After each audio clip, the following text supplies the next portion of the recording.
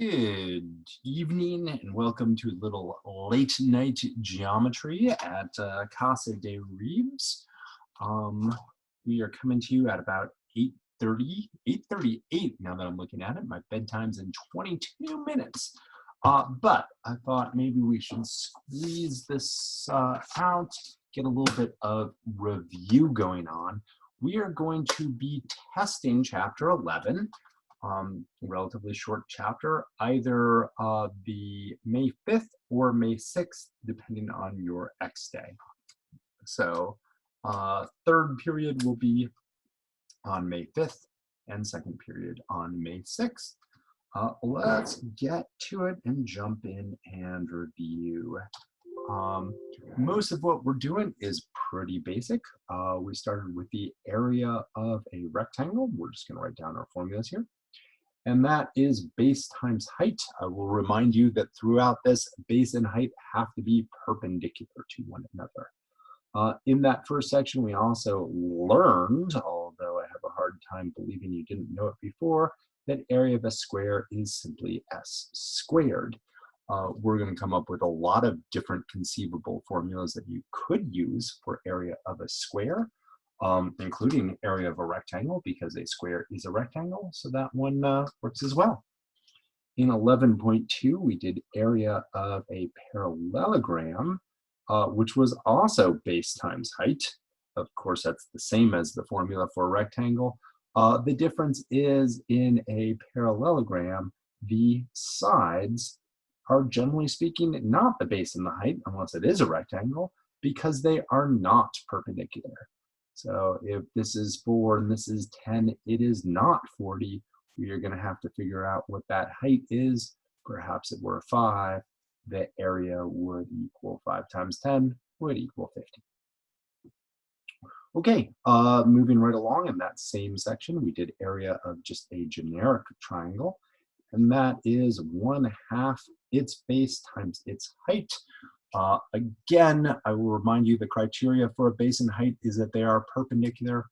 Nobody says anything about the base having to be on the bottom. The trick which I love throwing at people is going like this,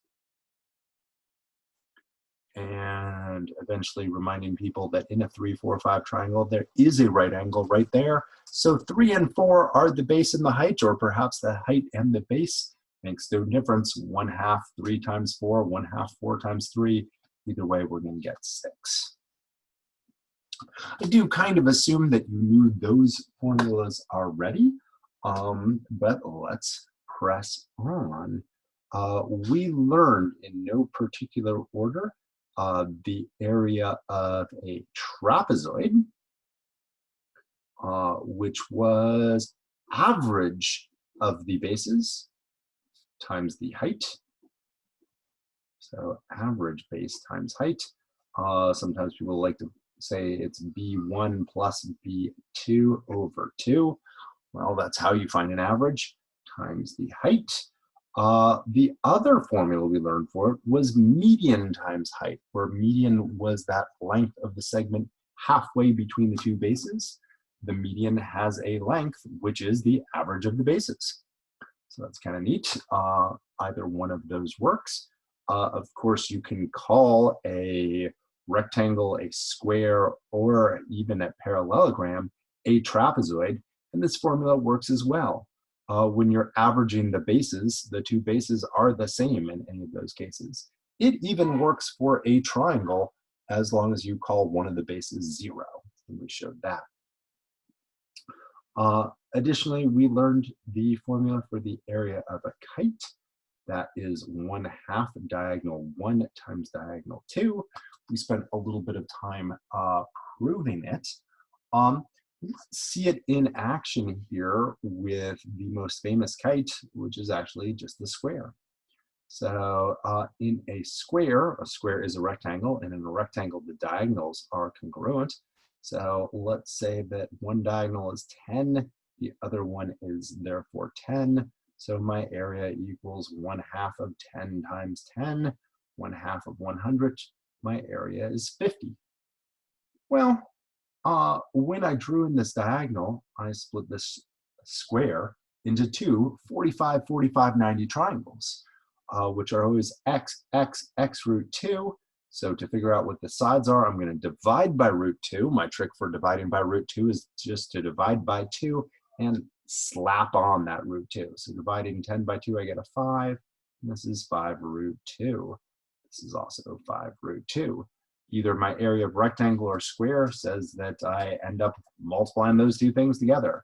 5 times 5, 25. Root 2 times root 2 is 2. 25 times 2, still 50. It does appear to work. Okay, after we did area of kite, I'm trying to remember exactly what the next one was. I think it was area of an equilateral triangle. And that is s squared over 4 root 3. We proved that by remembering what the area of any triangle was and splitting that equilateral triangle into a 30, 60, 90 triangle. In the same section, we did area of a regular polygon. There we go. And that is 1/2 apothem times perimeter. That's merely a shortcut. If you happen to know the apothem and the perimeter, it works pretty quickly. I will level with you. There are only so many regular polygons where this is interesting.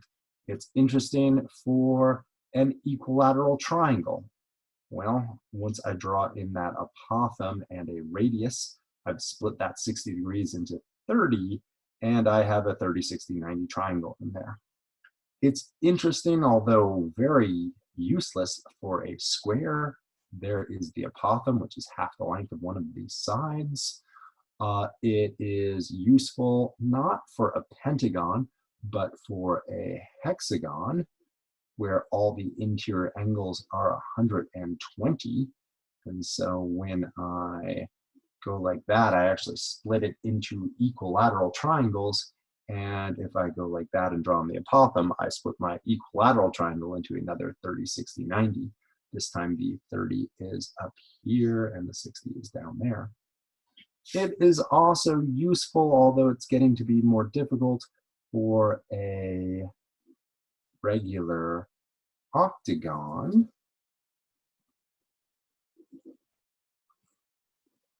Where I can remind you that when I draw in the apothem, it is really the length of this guy plus the length of that guy. So half a side length plus a side length divided by root 2. Okay. From here, we went on to area of a circle. Another throwback to something that I am assuming you already knew. Area equals pi r squared before my class began. We actually covered area of a sector in my previous section, and I don't do the formula. So instead of an equal sign, I'm just going to say an arrow as to what I do. And I say central angle over 360 equals the area of a sector over the area of a whole circle, which of course is pi r squared. I set up and I solve that little proportion right there.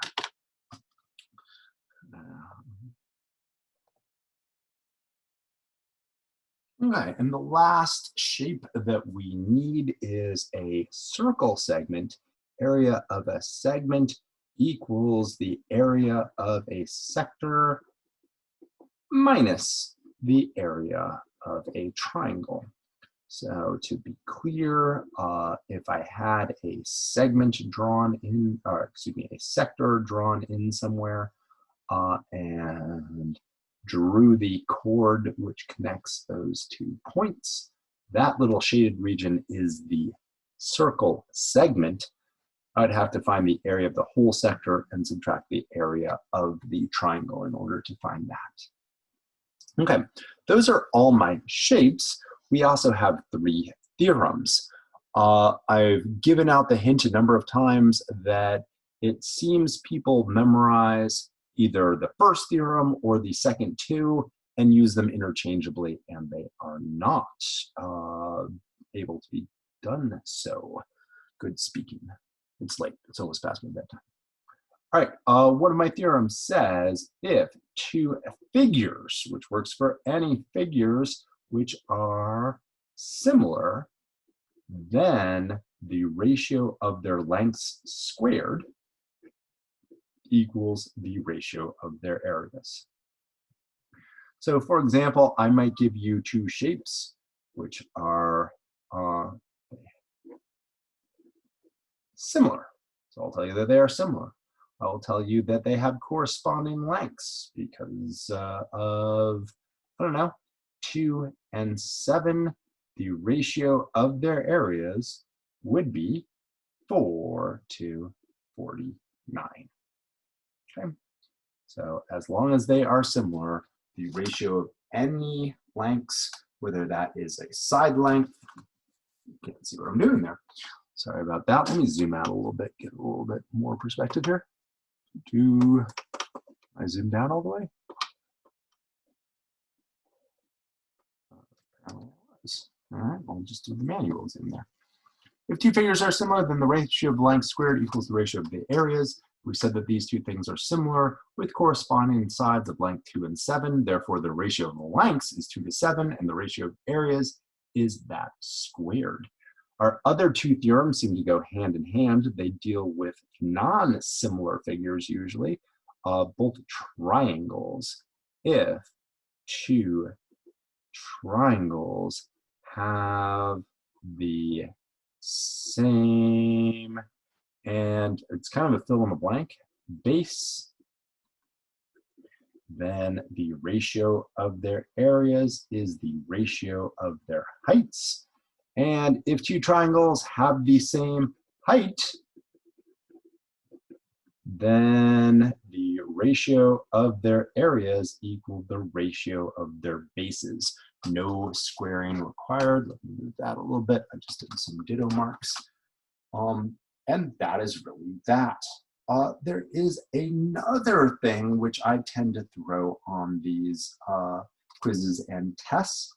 And it really is just using these things along with a little bit of algebra. Let me show you what I mean.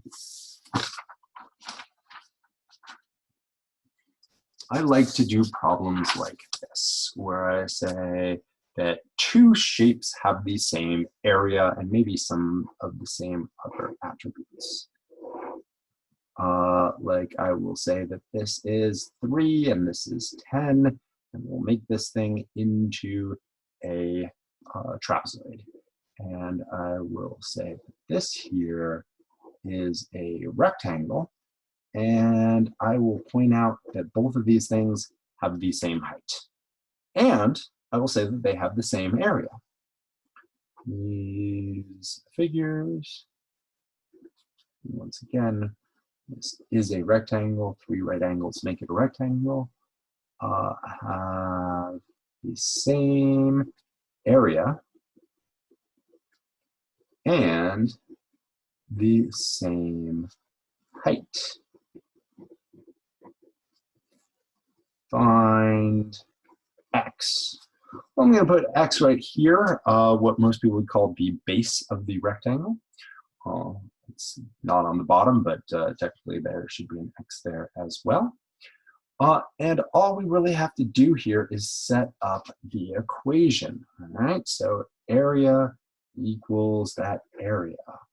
All right, well, area of this guy is average of the bases. 3 plus 10 over 2 times height. Times height equals base, which is x, times height. Oh, okay, that's not so bad. What cancels out of both of these things? The height. Doesn't matter if it was 2 or 72. X apparently is 3 plus 10 over 2. It's 13 over 2. X equals 6.5. I am very fond of such questions. I'd be shocked if you did not see some of those in your near future. Okay, that is it for this little review session. I will see you guys, I think tomorrow, Friday, and we're gonna do a little 12.1. We'll come back after the weekend, do a little bit more review, and then the next day we will have our test. Okay, bye guys. Have a good night. Did I make it before bedtime? Ooh, 8:54, cutting it close.